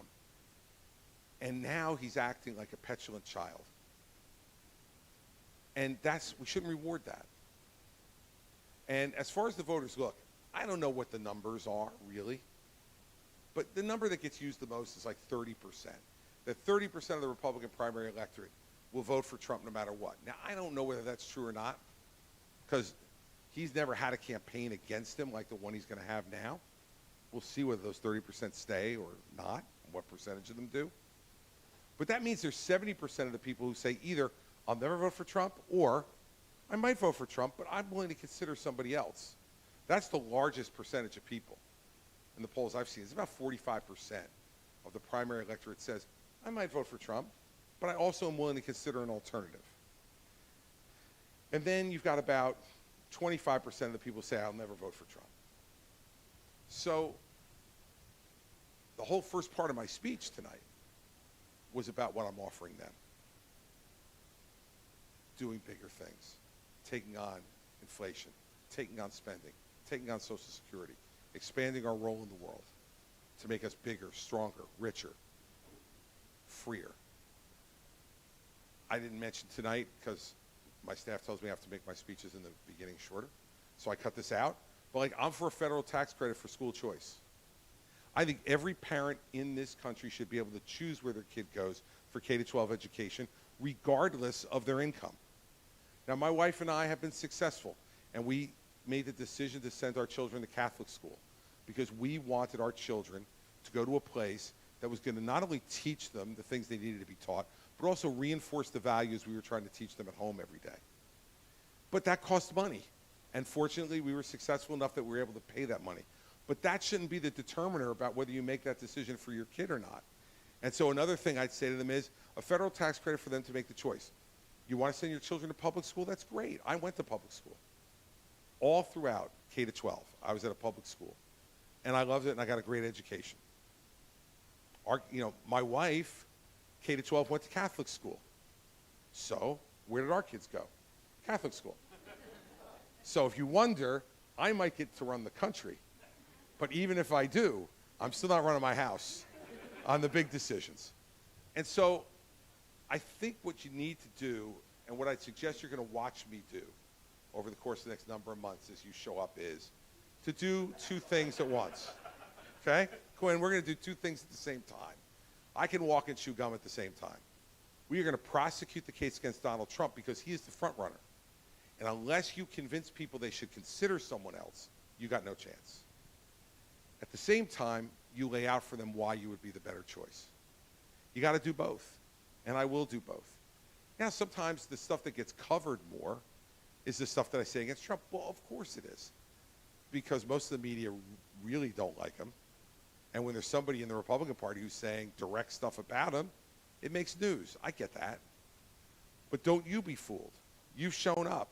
You were there the night I announced. You were there before I announced, right? And you've heard what I've said. So you know better. So I expect a better question for you next time. That wasn't a bad one, but I expect a better one. And the better, because you've heard me. And you know I'm not just talking about bad stuff about Trump, I'm talking about other things too. So this is an educational process for all of us. And by all of us, I mean all of us, including me. Because I learn every time I come and do these things and I hear questions because I hear what's in people's mind. That's the first foster care question I've gotten so far, right? And so you learn stuff by taking questions. And that's where those other politicians in the 50% or so of the category who don't take questions, that's what the other thing they're missing out on. They don't learn a thing. They memorize a speech. They come in and they spew it back to you with all kinds of applause lines in there and those little dividing things, right? I don't know, like, my state is where woke goes to die. I don't know exactly what that means, but people clap, right? Because we don't like woke, and if you don't like something and it dies, you're generally happy, right? I don't know what that does for America. I don't know. I guess we're about to find out over the next number of months. But he doesn't take any questions, does he? Not a one. You betcha. And let me tell you something. You don't want to elect someone who won't take your questions when they're in begging mode. We're in begging mode right now. You got what we want. Votes. Every one of you got one of them. And we're in begging mode right now. And if we don't care what you think when we're in begging mode, damn, man, once we win, we won't care a lick about what you think. And that's not what this country's supposed to be about. So keep showing up at all of them and report back to me on which ones are not taking questions. And we'll keep it up. And you keep asking questions and keep coming up with good ones, and I'll keep answering them. And I'll call on you every time you show up, just not first. All right? We'll move it around a little bit quick. Maybe one time I will call on you first. We'll move it around a little bit so everybody gets to hear. But everybody, seriously, this is the hope for the country, right? I know, because we went through this before at one of the earlier ones, he's not old enough to vote yet. But he's getting there. He's close. And he cares enough now to be here tonight. That's good stuff for this country. Yes, sir, right back there. Thank you. Thanks again for coming. Sure. First of all, I'm very encouraged by the next generation of folks that are taking interest here. Thanks for coming. That's awesome. On a similar note, the teenage designated World Green Initiative person quoted 5 years ago to the day, I'll quote, "A top climate scientist is warning that climate change will wipe out all humanity unless we stop using fossil fuels over the next 5 years. Run for your lives." Today's the day. It's been 5 years. So I'm glad I got here now. right. So in spite of all the hyperbole and the inflation that's affecting everything, those of us in New Hampshire feel a lot with heating oil. We all know at the gas pump. I'd like you to talk about what your energy policy is going forward. Well, first of all, let me answer it quickly, simply. I'm for everything. on energy. I want us to get and develop every form of energy we can use to help make us a more efficient, more effective, and more environmentally safe world. So I'm for all of it. So let's break it down. There is no reason that we shouldn't be exploiting the oil and gas resources that we have in this country. I authorized the building of a number of pipelines from shale in Pennsylvania into New Jersey, and we had the lowest energy prices that New Jersey has seen in modern times when I was governor, because we had those pipelines built and we built more of those plants. Now, when we built a new gas plant, we closed a coal plant. So net from an environmental perspective, we were doing better, and yet still having a really reliable source of energy. Second, and you probably don't know this, I don't know any reason why you would, but New Jersey, the most densely populated state in America, 53% of our electricity comes from nuclear. The cleanest energy that is reliable and existing right now, nuclear power, in the most densely populated state. So you think, oh, no way. You can't run nuclear power plants in a densely populated state. Aren't you worried about killing people? No, because we regulate them the right way and we run them safely. And it is a safe, low-cost, environmentally pure way of providing electricity. We should have more nuclear in this country. And if you could build it in New Jersey and operate it safely in those densely populated state, there's no state that you can't do it. And this is why the policies of New York State have been awful under Andrew Cuomo and Kathy Hochul, because it's prevented those kind of pipelines that I talked about being built to be able to supply natural gas here to New England. And so you're dealing with the home heating oil prices that you are and the gas prices that you are. Am I for other green energy types? Sure. New Jersey, by the way, when I was governor, was the second largest solar energy producing state in the country. I'm fine with that. Now, it's not reliable enough and not bountiful enough for it to run our state, but to contribute to the overall workload, sure, why not? I'm fine with that. But it's also important for us to develop our oil and gas for international purposes, what I was talking about before. China is buying all of their oil from Russia. Now, I don't know, but I don't think there's a, EPA in Russia. I don't think Putin's over there worried about like how clean the oil is being brought up from underground and how clean and safe it's being shipped. All he's caring about is getting it where it's supposed to get to so he can get the money. We have all of those protections in place here in this country. And I think it's really important that we're able to do that, to be a reliable supplier of energy, not only for everybody here in America, but our supply of natural gas is so plentiful that we can liquefy that natural gas and sell it to our friends in Europe and in other places, so they don't have to rely upon Russia for their energy. So I think we made a huge mistake from an economic perspective and from a strategic perspective in not exploiting all of those options. And so I would be for all of it. And I think for us, if you look at what nuclear energy is like today, for instance, compared to what it was when everybody freaked out at 3 Mile Island 44 years ago, it's much different today.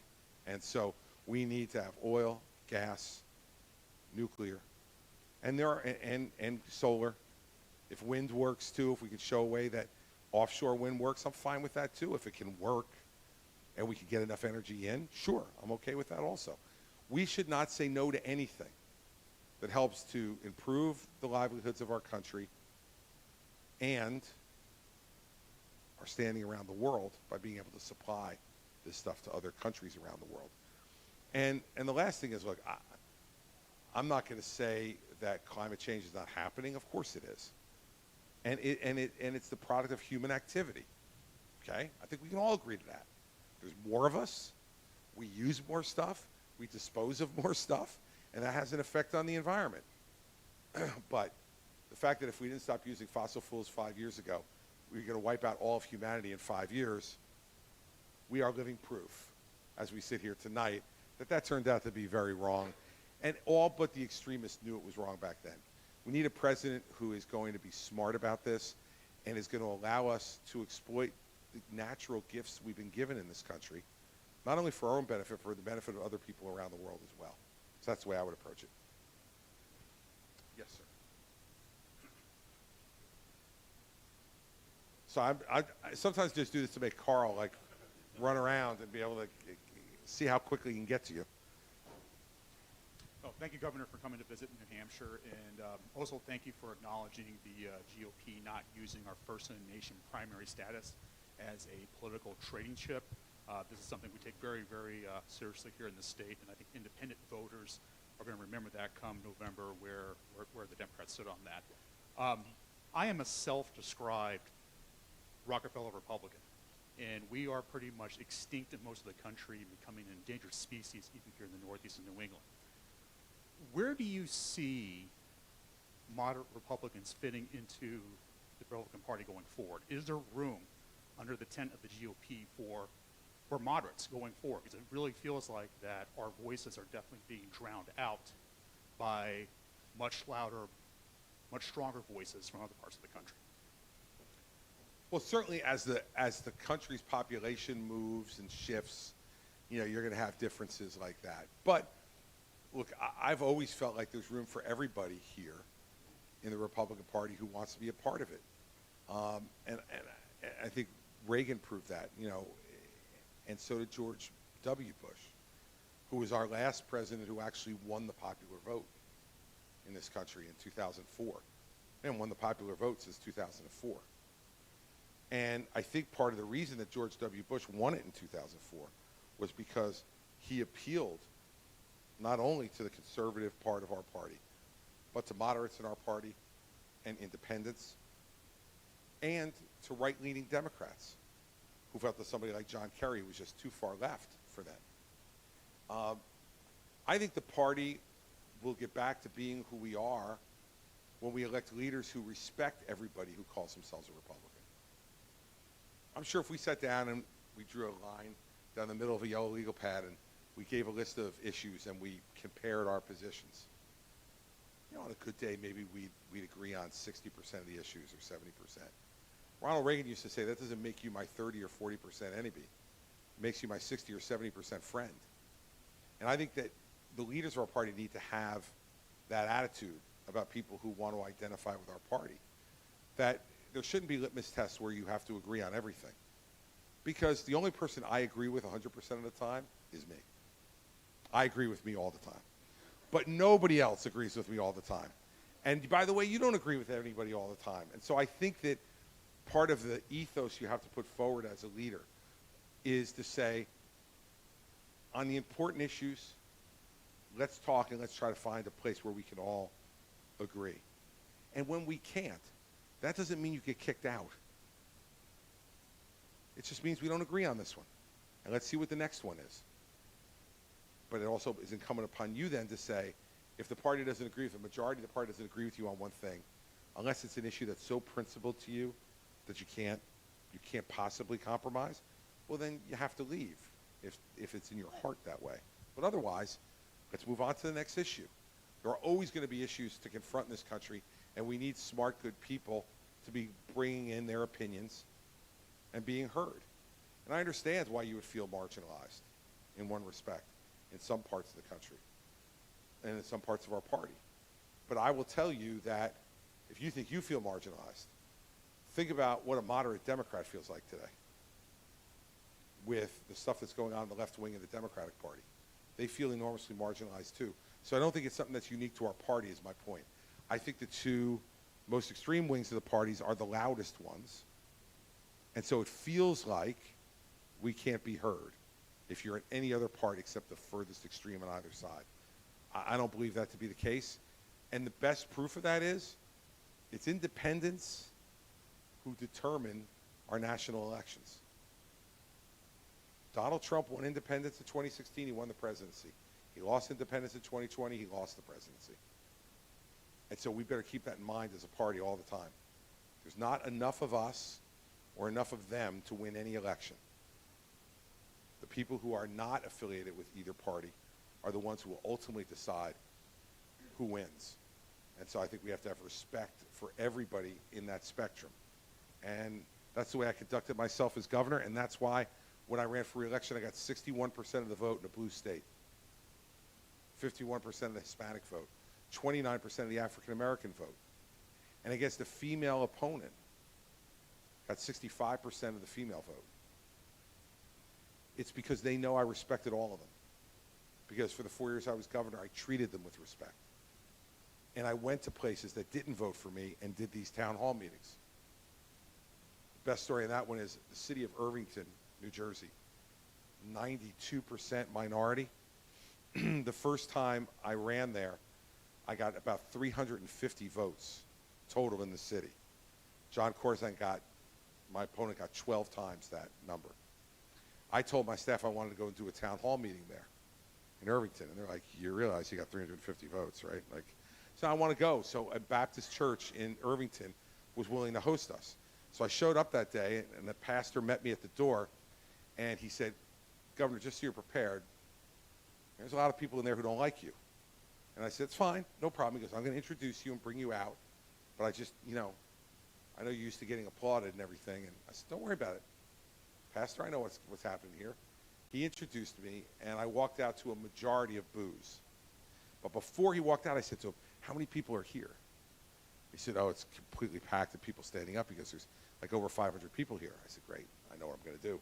So I went out there, they all booed me, and I said, look, you can boo me, I understand, I'm going to take your questions anyway, but I already won today because there are more people in this church than voted for me 2 years ago. So there must be something about me that's making you show up. And even if it's just that you're going to boo me, I'm glad you're here because then you have to listen to me. And we did much, much better in Irvington the second time around than we did the first time. And I believe it's because we showed up. I think the people of Irvington and like many other places where Republicans don't go, they're ignored by us.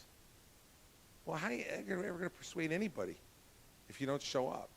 So I think our party has to take that attitude. And if we do, and I'm the president, we will take that attitude, then I think you'll feel a lot less estranged from the party than you feel now.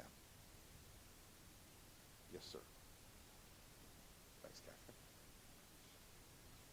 Thank you for coming, Governor. So I know you talked about the former president. Let's talk about the current president and his son and the hypocrisy we call the DOJ. I know you're a former prosecutor. You said you were going to lay out the case for Trump.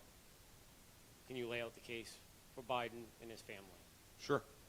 I think it's ridiculous that it took the Department of Justice, and by the way, it was a Republican U.S. attorney in Delaware who was doing this, appointed by Donald Trump, 5 years to figure out that Hunter Biden hadn't paid his taxes. I think you could probably find that out with like one phone call as the U.S. attorney to the IRS. Did he pay any taxes in 2017? No. 2018? No. Did he make any money in those years? Yes. All right. Guilty. I mean, it shouldn't have taken 5 years to get to this point. And it makes people enormously suspicious. Now, I know he says the case is ongoing, the investigation is ongoing, and that this is not the end of it. But in 5 years, you should have been able to end it. And that's a failure of the Justice Department to get to a conclusion on a case and bring charges. And let me tell you, it looks awful what they're engaged in. And I am tired of having folks who run for public office, think that it's a way to make money for their family. And the Bidens clearly have done that. Hunter has done it. His brother Jim has done it. His sister has done it. They've all made money off of him. Now, did they give some of that money to him? I'd like to find out. But it's wrong whether they did or they didn't. Because to have family trading off your name, off the office you got, in order to deal influence, and that's what they're doing. They're trading access and influence to people who want it, with the then Senator Biden, then the Vice President Biden, and now President Biden. It's wrong. And I understand why people will begin to feel like there's two-tiered justice in this country. Now, I hope that there's more to come on Hunter Biden. I hope we don't have to wait another 5 years to see what else there is. But it's clear to me that the Democrats are engaged in some really awful hypocrisy here. And let me tell you, it's not on the tax stuff. It's on the gun charge, okay? This is a party that wants new gun laws every time you turn around. Every time there's a shooting in this country, they want new gun laws. Well, guess who sponsored the law that said someone who's a drug abuser or addicted to drugs has to reveal it on their application for a firearm, and if they lie, they're to be prosecuted. Senator Joe Biden. And now his son violates that law, and they're not prosecuting him for it. And where do you hear any Democrats saying that they're outraged that a gun law hasn't been strictly enforced? Yet, they would be all over me and anybody else to say, we need more gun laws. How about enforcing the ones we have on the books already? And they wouldn't even enforce it against Hunter Biden, who bought that gun while he was addicted to crack. Who knows? We're lucky he didn't kill somebody with it. Right? Left it unattended, right? While he was dating his brother's widow. That's not a crime, but I don't know. I don't know. And so I'm really angry at the U.S. Attorney in Delaware. Now, he wrote to Jim Jordan and told Jim Jordan that the Justice Department to give him full decision-making authority. He did not have to clear anything he did with the Attorney General. I'm going to take him at his word that he's an honest guy and that that's exactly the way it was. Then shame on him. Shame on him for taking 5 years for a simple case. Shame on him for not prosecuting Hunter Biden under the existing gun laws that were sponsored by his own father. Shame on him for contributing to people having less confidence in our justice system. It's a shame. It's shameful. But I'll tell you one thing it doesn't do. It doesn't make anybody else's conduct less, right? So I think they were wrong not to prosecute Hillary Clinton, and I said so at the time. She should have been prosecuted, in my view. And if I were the Attorney General of the United States, I would have prosecuted her. Because what she did with having those confidential files on her own server and then wiping them out looks like both a substantive espionage crime to me and also looks like obstruction of justice to me. Okay, but here's the problem. The argument we're making as a party is you didn't do it to her, so you can't do it to us. Well, all right, I'd be okay with that if we hadn't done it, if we hadn't committed the underlying conduct. So let's not give Donald Trump a pass because the Justice Department is screwed up. How about we fix the Justice Department? And if I'm President of the United States, you can be guaranteed, having done this work for 7 years myself, that I'm going to pick an Attorney General and tell him or her, here's your job. Go and prosecute the highest, most prosecutable crime you can find against anyone without fear, favor, or partisanship. And by the way, don't call me. And if you talk to my attorneys general who served under me as governor, every one of them will tell you, and they've said this publicly, that not once, even though I was a prosecutor and I had lots of opinions about these cases, you can count on it, I never once spoke to any of them about a criminal case that they were investigating or prosecuting.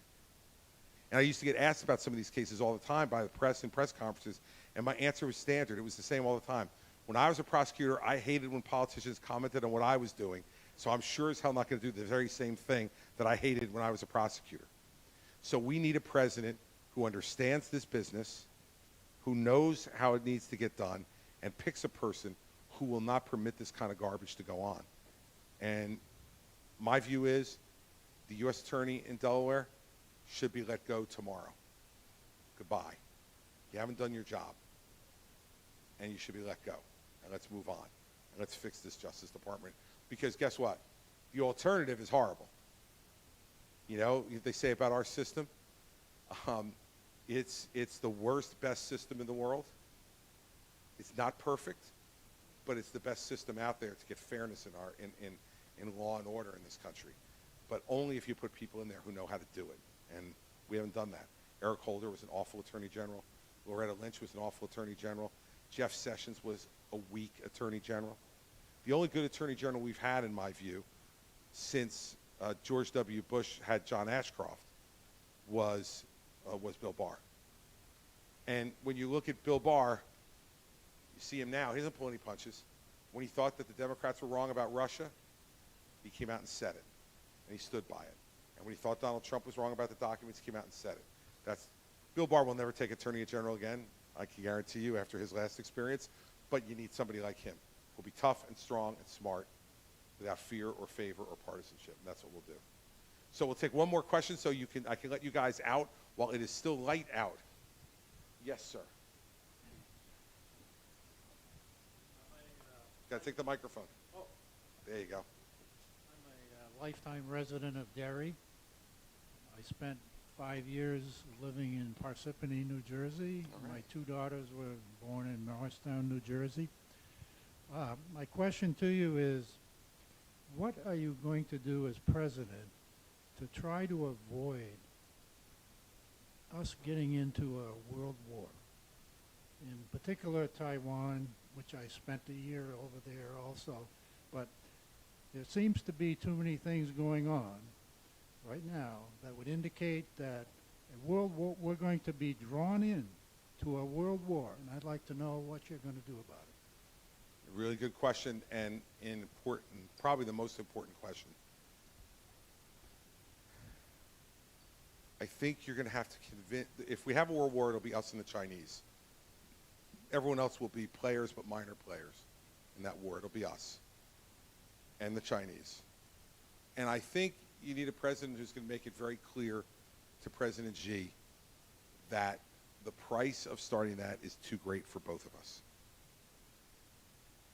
This is not about just intimidating the Chinese, because if all you try to do is intimidate them, you're likely to rile them more. You just have to make the case to them that the cost to us and to them is too great. And that's going to take some time. But you can do it. And you can do it by ways where you're both being tough and where you're being smart. So they need to understand that they have a president now who is not going to allow them to build new islands in the South China Sea. Sorry. No more blocking the navigable waters of the South China Sea. No, you're not going to build a joint military defense in Cuba, which is what they're talking about right now. Because what I would say to President Xi is, you want to go to Cuba? That's okay. And we're building one in Taiwan now. Then he's got to start to think, hold on now. Who's more likely to win that fight?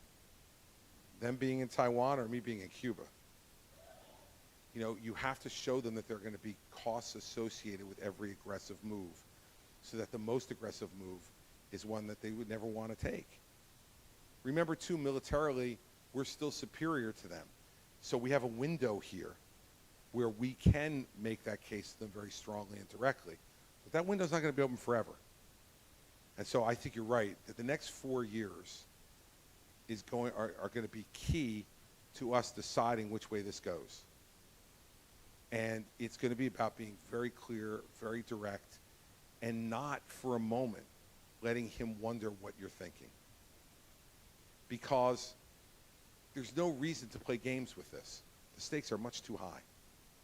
There's no reason to be coy or clever. He knows, look, there's very little they don't know about us and very little we don't know about them. In the world today, with the spying that we're both doing, we know most of the capabilities they have, and they know most of the ones we have. We may have a few secrets left, but not many, and neither do they. So you need to sit across from him and convince him you don't want to lose 200 or 300 million of your people. Because guess what? If you do, you'll be one of them. Because in that system, a Chinese Communist Party leader who allows that type of thing to happen will be a casualty of that war, for certain. Because the people in that country are not going to put up with their sons and daughters going off and being killed in those kind of numbers and allow the leader to stay in place. So you need to make sure you make that case to him very directly. It's not easy. But if it was easy, everybody would do it. And I know that people could say a lot of different things about me, but one of them has never been that I am ambiguous, that I am unclear, that I'm unwilling to be direct, or that I'm unwilling to make a good deal when I see one. And you need to be able to do both. And that's the way I would approach it. And I think the stakes are enormously high, you're right. And I'm worried less about if I became president. I'm worried about the next year and a half. Because if you're President Xi and you're looking at the politics of this country, you're thinking it's more likely than not a Republican's going to win the presidency if it's anybody other than Donald Trump. And so he may see this window of weakness under Joe Biden and say maybe that time to act is now. I would tell you that's what I'm more worried about than anything at the moment. And so that's why we as candidates need to be very clear about who we are and what we do and how we conduct ourselves. And not just, pounding the drum and beating our chest. But, I found that more times than not, I'm more convincing when I don't raise my voice. People who yell and scream, you wonder how much of an act it is. But when you look somebody hard in the eye and you tell them with an even, clear, steady voice what you mean and you're a serious person, most of the time they believe you. They'll believe me. And I think that's the way we save ourselves from that kind of catastrophe. But thank you for the question. It's good. And on that note, that high note, but an important question to ask. Let me end with this for all of you. First, I want to thank Jim for being here. For being here 8 years later when I came back. It's really good. He's got another potato. I'm happy to sign it. But I want to thank all of you for coming tonight. We have a long conversation to have over the next 7-8 months. And I hope you all continue to be part of it.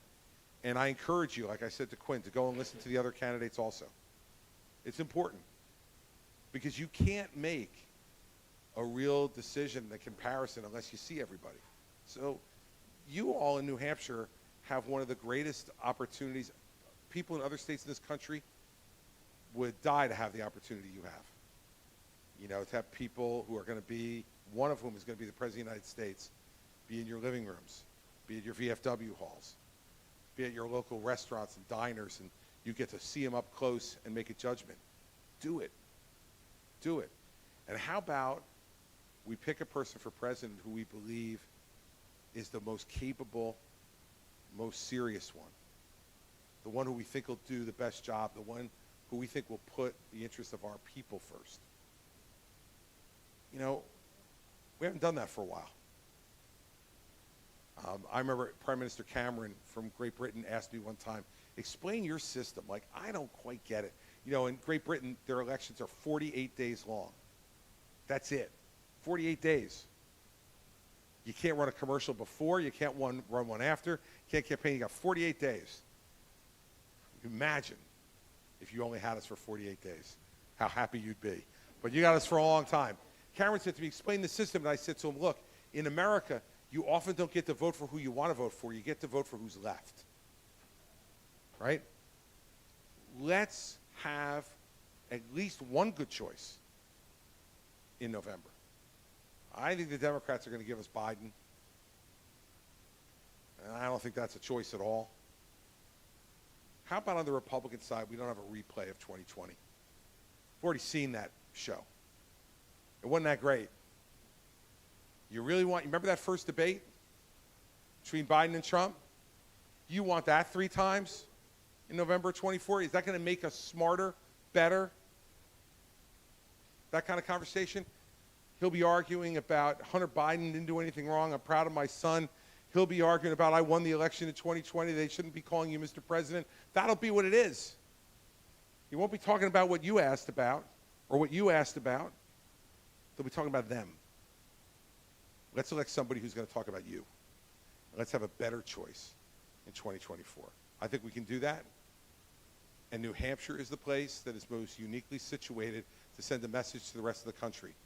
And if you care about expanding our party, then how about we nominate someone who cares about expanding our party, not shrinking it?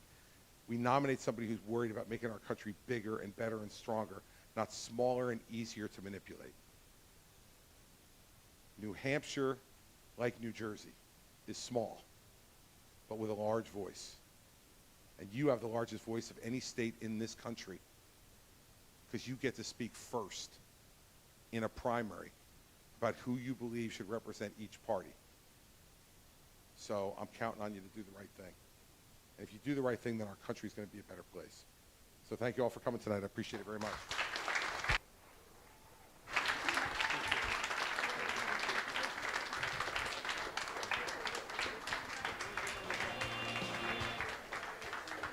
Well, again, thank you very much for everybody coming. This will be the first of many events that the Derry GOP is going to host. We got our friends in Wyndham here. We'll probably do some joint events.